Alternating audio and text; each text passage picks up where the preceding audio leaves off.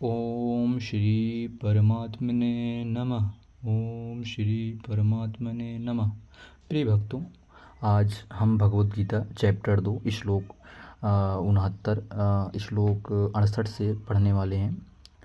आप किसी भी सीरीज से निरंतर करते रहिए। चूँकि मैं आगे बढ़ चुका था तो मुझे लगा कि जहाँ से भी ज्ञान मिले वहीं से उचित रहेगा, तो आप यहाँ से भी इस ज्ञान श्रृंखला को शुरू कर सकते हैं निरंतर अपने मार्ग में आगे बढ़ने के लिए। आज का हमारा विषय है श्लोक नंबर 68। श्लोक नंबर 68 क्या कहता है? तस्मादस्य महाबाहो निगृहीतानि सर्वसा इंद्रियाणि इंद्रियार्थे अभ्यस्तस्य प्रज्ञा प्रतिष्ठिता। इस श्लोक का अर्थ क्या बताया गया है यहाँ से आप देख सकते हैं। इसमें भगवान श्री कृष्ण कहते हैं कि इसलिए हे महाबाहो, जिस मनुष्य की इंद्रियों के विषय से सर्वथा वश में हुई हैं उसको बुद्धि स्थिर है। श्री कृष्ण यहाँ एक स्थिर प्रज्ञ पुरुष की पहचान बताते हैं कि कोई स्थिर प्रज्ञ कैसे होता है। अपनी विषय को वश में कर कर ही कोई स्थिर प्रज्ञ बन सकता है। वो अपने मन के बहलाए नहीं बहलता, वो संसार के आकर्षण से दूर हो जाता है। वो केवल और केवल स्थित प्रज्ञ हो जाता है, अर्थात चाहे सुख आए चाहे दुख आए चाहे संसार के कितने भी आकर्षण क्यों ना आए, उसका एक ही लक्ष्य होता है, परमात्मा की प्राप्ति। और उसी लक्ष्य को लेकर वो सदैव आगे बढ़ता रहता है। और इसी की चर्चा भगवान श्री कृष्ण श्लोक नंबर 68 में करते हैं। ये बहुत अच्छा और एक परम श्लोक है। फिर से देखिए, तस्मादस्य महाबाहो निगृहीतानि सर्वसा इंद्रियाणि इंद्रियार्थे अस्य तस्य सर्वसा अस्य तस्य प्रज्ञा प्रतिष्ठिता अभ्यर्थे अस्तस्य प्रज्ञा प्रतिष्ठिता।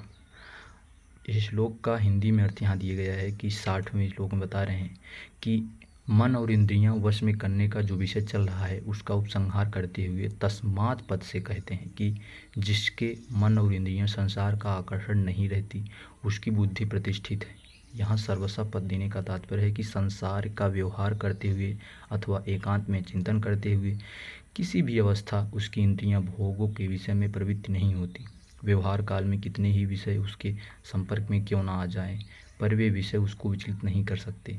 उसका मन भी इंद्रियों के साथ मिलकर उसकी बुद्धि को विचलित नहीं कर सकता। जैसे पहाड़ को कोई डिगा नहीं सकता है।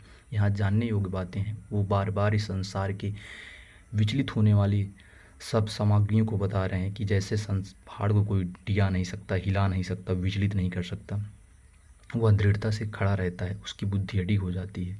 कारण कि उसके मन में विषयों का महत्व तो नहीं रहता, वह विषयहीन हो जाता है। इसमें लास्ट बताते हैं, निगृहीतान का अर्थ क्या है? विषयों को वश में कर लेना, पूरी तरह से अपने वश में कर लेना और राग द्वेष से मुक्त हो जाना। जैसे सांप के दांत निकाल दिए जाए तो उसमें जहर नहीं रहता, वह कितना भी काट ले लेकिन उसका असर नहीं रहता। इसी प्रकार अगर हम अपने मन में इंद्रियों के राग द्वेष को रहित कर दें तो हमारा पतन नहीं होगा और हम निश्चित रूप से ईश्वर की प्राप्ति की ओर जाएंगे। इस श्लोक का लास्ट तात्पर्य बताते हैं कि हमें दृढ़ता से अपने निश्चय का पालन करना चाहिए, परमात्मा की ओर दृढ़ता से अग्रसर होना चाहिए। इस श्लोक बहुत ही मज़ेदार है। इसको हम एक बार सारांश भाव में समझने की कोशिश करते हैं फटाफट 30 सेकंड में। इस श्लोक का अर्थ है, तस्मादस्य महाबाहो निगृहीतानि सर्वसा इंद्रियाणि इंद्रियार्थे अस्तस्य प्रज्ञा प्रतिष्ठिता। कहने का अर्थ, हे महाभाव अर्थात अर्जुन, जिस स्थित प्रज्ञ